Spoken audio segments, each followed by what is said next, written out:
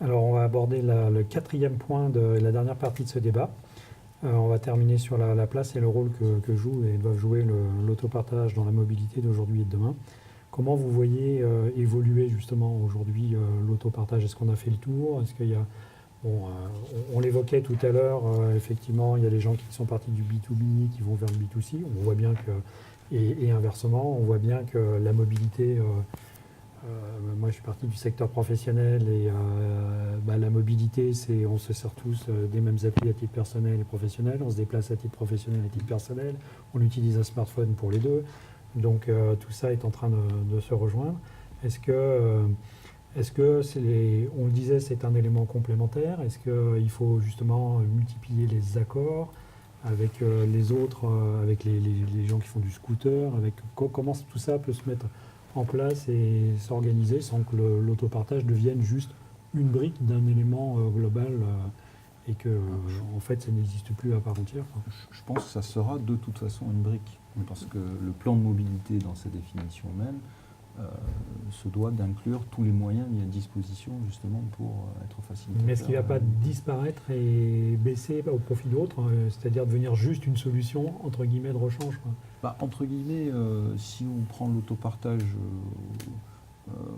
au sens mise en place d'un pool de véhicules disponibles pour pouvoir être utilisés à des moments bien particuliers, on peut imaginer que l'évolution ne sera pas fulgurante. En revanche, si on part sur le véhicule partagé, du coup, c'est un petit peu ce qu'on disait tout à l'heure, c'est-à-dire si la flotte existante, qu'elle soit d'ailleurs en B2B ou en B2C, si elle est de plus en plus mutualisée, qu'elle est de plus en plus facile à consommer aujourd'hui avec un smartphone, avec une appli intelligente, on peut réserver son véhicule dans un cercle défini, on peut l'ouvrir facilement avec des principes Bluetooth, tout ça sécurisé, donc ça veut dire qu'on va donner de plus en plus accès, entre guillemets en free floating, si on emploie le terme, à des véhicules disponibles qui le seront de plus en plus. Alors soit par des professionnels, ça peut être des loueurs, soit par des particuliers, soit par des entreprises.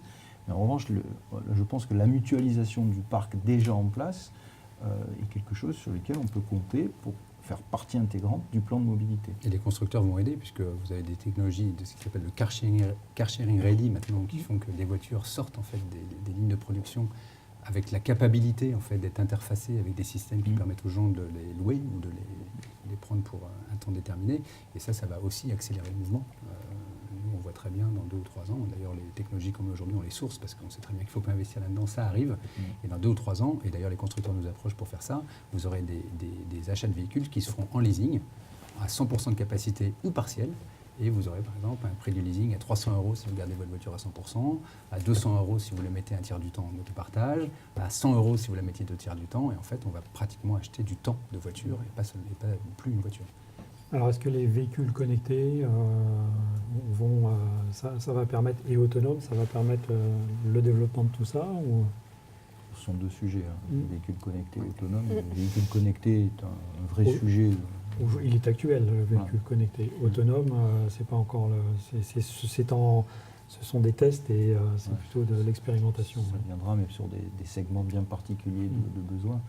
En revanche, oui, le véhicule connecté dans sa globalité est forcément une réponse, que ce soit pour les particuliers, avec l'ensemble des services qui sont inhérents au fait d'avoir de l'information et de la data qui est mise à disposition, auprès notamment des professionnels, ou pour les entreprises, puisque aujourd'hui, dans la gestion de flotte en tant que telle, la donnée est un élément central sur les prises de décision et sur les plans d'optimisation.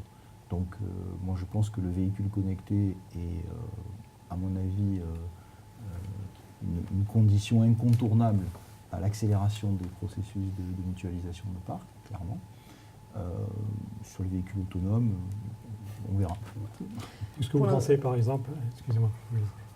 par exemple, des navettes, les fameuses navettes françaises Navia, qui est du transport public partagé, quoi, Excellent. Besoin particulier, besoin identifié, besoin.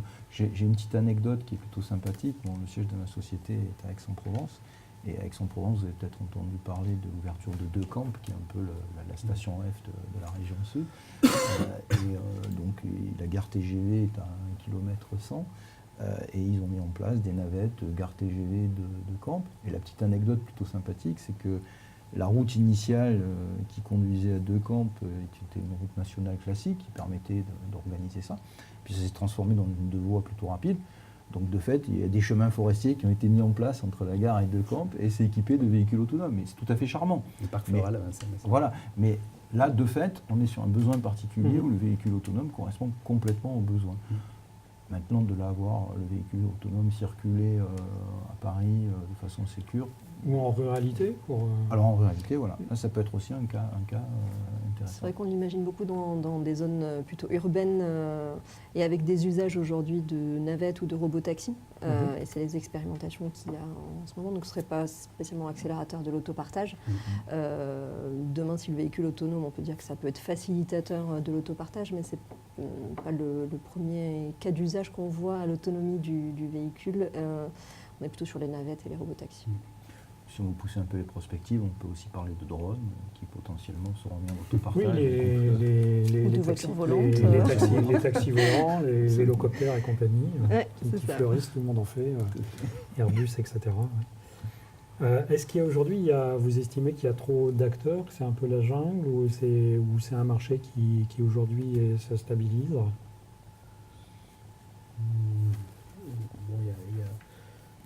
C'est un marché, il va y avoir encore l'arrivée de nouveaux acteurs et puis bon, les métiers vont se recomposer. Effectivement, l'hybridation elle est nécessaire, ne serait-ce que pour trouver les modèles économiques. C'est bien en mixant des usages professionnels et des usages particuliers qu'on trouve le modèle économique du partage. Plutôt en journée, en semaine et en soirée week-end de fait. Donc ça va encore se recomposer. Est-ce qu'il y a trop d'acteurs? Je ne sais pas, parce que c'est un secteur qui est tellement en train d'évoluer, de se mouvoir. Après, bon, il y a des... Est-ce que c'est le métier des constructeurs? C'est une bonne question de faire ça, parce que c'est vraiment un métier de service, un métier de management de proximité. Est-ce que donc je pose vraiment des questions. Je pense que c'est vraiment ce point-là, c'est qu'on est en train de vivre une disruption totalement majeure de toute la chaîne de valeur automobile, mais pas seulement sur les actifs, mais également sur tous les enablers qui y a autour, les assureurs et tous ces gens-là. Par exemple, on parlait de la véhicule autonome tout à l'heure, ça remet en question l'ensemble des métiers. Un assureur aujourd'hui, si demain je possède un véhicule autonome, moi je ne conduis pas, qui il assure? Ça devient du risque industriel. Est-ce qu'il assure celui qui fait les satellites, le software d'autoguidage, etc. Tout ça est très, très, très, très compliqué.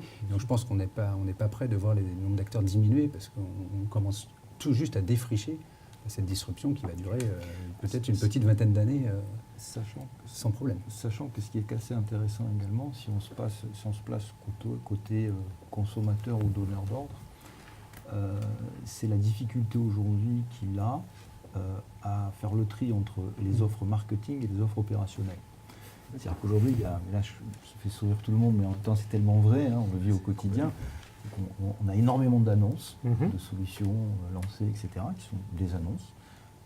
Et puis on a les offres opérationnelles qui effectivement peuvent être demain matin délivrées et mises en place sur le marché. Alors vous voulez dire que vous êtes moins bon en marketing que les offres? Non, on dit simplement que quand on fait du marketing et qu'on met une solution sur le marché, on peut la délivrer demain matin pour un donneur d'ordre. Pour d'autres annonces, ce sont des annonces qui potentiellement ouvrent la voie à un jour avoir la solution, mais elle n'est pas encore bien. Mais on l'a bien vu sur les vélos, et en fait, ça revient aussi à cette offre de multimobilité qui n'est pas si simple. C'est-à-dire que quand on a l'annonce marketing, c'est-à-dire on va mettre des vélos partout dans Paris, c'est très très intéressant. On fait beaucoup de VRP. Nous, quand on les a vu arriver, on leur a donné 4 mois, parce qu'en fait, la problématique, c'est dans le détail d'exploitation opérationnelle et de mise à disposition. Comment on gère le risque, comment on gère l'assurance, comment on gère comment les vélos qui sont abîmés. Et là, on arrive à la réalité économique de ce genre de service qui est beaucoup plus compliqué que le simple marketing. Alors quand vous dites que est-ce que c'est le métier des constructeurs, eux, ils sont persuadés que c'est le leur, puisque le fait, ils ont perdu un certain nombre effectivement de métiers de service. Je pense que moi, très clairement, pour avoir suivi ces sujets, c'est que la location longue durée, elle est née, les acteurs de la location longue durée, ils se sont positionnés parce que les constructeurs savaient fabriquer des voitures, mais peut-être moins bien les vendre et surtout vendre les services qui vont avec et les financements associés aux services. Aujourd'hui, avec des voitures qui sortent avec des boîtiers directement en usine et avec lesquels on peut activer plein de services, ils considèrent que justement, ils vont pouvoir reprendre la main sur quantité de services. Après, est-ce qu'ils sauront le faire par rapport à des acteurs qui ne font que ça? Puis ils se retrouveront confrontés, nous on vit tous les jours, on a de gros partenariats avec les plus gros constructeurs, mais on voit au quotidien que dans une entreprise en tout cas, il y a une confrontation à l'hétérogénéité des flottes et de fait, il faut à un moment donné un agrégateur qui sache parler avec la totalité des modèles, la totalité des marques. Et il est compliqué aujourd'hui pour les constructeurs, sauf sur des petits parcs avec du client en main, c'est ce que vous évoquiez tout à l'heure. Et sinon, si on est sur des flottes hétérogènes, quelque part, à un moment donné, il faut bien qu'un acteur fasse l'agrégation des services et données. Objection de votre honneur, ils vous répondront que Renault, Nissan, c'est une alliance avec plein de marques, que le groupe Volkswagen, c'est une alliance avec plein de marques. Enfin, bon. Ils sont capables d'avoir une offre en matière de véhicules qui est... Oui, mais vous parliez de véhicules connectés. Il est vrai que chacun a ses spécificités et ses approches. Et on voit bien, en tout cas sur les métiers de gestion de flotte, qui est notre métier premier avant de nous être intéressés au autopartage covoiturage, on voit bien qu'en fait la démarche initiale, qui était une démarche de proposer du service complet aux entreprises, est une démarche qui s'est transformée avec beaucoup plus d'échanges avec des acteurs comme nous, justement pour mutualiser la donnée, trouver un modèle économique intelligent ensemble, pour que le service soit délivré au client et que le client n'ait pas à se préoccuper de la marque ou du modèle, et que chaque marque amène en fait le lot de données nécessaire à ce que l'exploitation globale du parc soit efficiente. Sachant qu'historiquement, les constructeurs ont en plus une culture plutôt des systèmes fermés, plutôt des systèmes ouverts, en particulier les nouveaux systèmes de sécurité et de la donnée. Donc c'est vrai que c'est une transition culturelle qui est très très forte. Et en plus, ils ont la problématique, leur risque de constructeur, c'est la désintermédiation. Parce qu'à un moment donné, si tout le monde passe à l'usage, le constructeur, il ne vend plus au client final, sur lequel ensuite il fait sa marge sur la maintenance et tout l'after-sale. Ils vendent à des opérateurs, des loueurs, on ne sait pas trop qui demain. Et leur problématique, c'est qu'ils doivent intégrer en aval pour ne pas perdre le client final.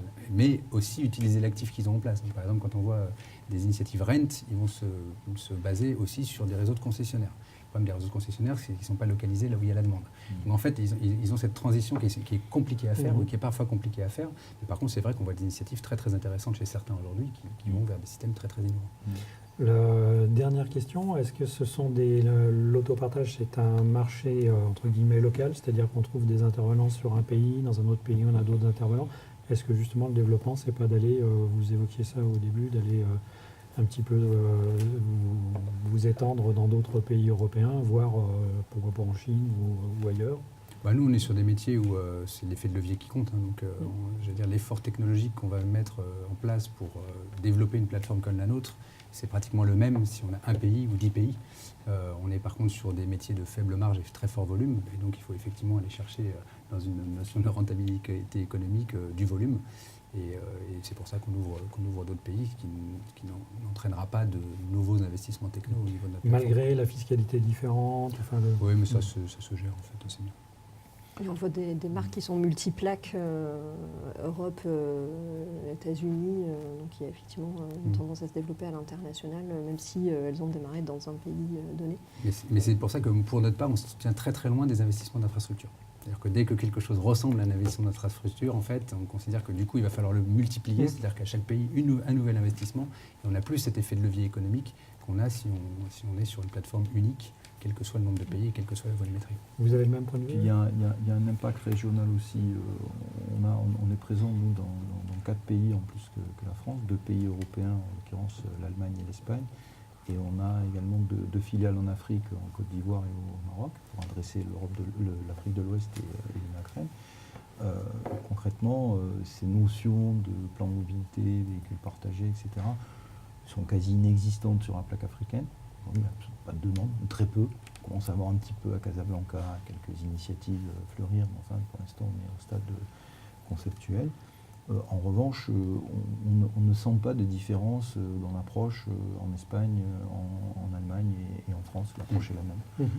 Et les besoins exprimés sont les mêmes également. Donc on pense qu'il y a une régionalisation en fait, de l'approche qui se veut respecter en fait les étapes à franchir pour arriver à des plans comme on le décrit ici. Merci. Oui, juste, dernière intervention. Effectivement, nous, on pense que le métier de l'autopartage, c'est vraiment un métier de management de la proximité, à la fois l'interface avec les autres systèmes de transport sur un bassin de vie, le suivi du parc aussi localement, les lieux de centralité où il faut positionner les voitures. Et donc, on pense qu'il faut faire ça. Et du coup, c'est un peu l'idée de notre réseau coopératif. C'est du coup, on mutualise des fonctions de back-office, mais il y a des choses qui doivent se faire réellement à proximité. Donc, pour l'instant, on essaye de bien le faire en France avant de dire. Et on a bien vu, je prends l'exemple de Zipcar qui avait très bien marché aux États-Unis à partir des usages des étudiants Alors, sur les Zipcar, campus. c'est avec Avis. C'est Avis, et qui a beaucoup plus de mal à s'implanter en France, où finalement, c'est pas du tout les mêmes usages. Les étudiants sont très peu de clients aujourd'hui de l'autopartage. Alors, si vous voulez bien, nous terminerons là-dessus. Je voulais vous remercier d'être venu sur ce plateau pour parler, répondre à nos questions et nous éclairer sur ce qu'est l'autopartage. Merci de votre fidélité. Très bonnes vacances à tous. Donc, nous vous donnons rendez-vous à la rentrée de septembre pour un nouveau débat sur Agora News Automobility qui sera consacré cette fois au covoiturage. Donc, il y a un autre élément complémentaire de la mobilité. À très bientôt. Merci et au revoir. Merci.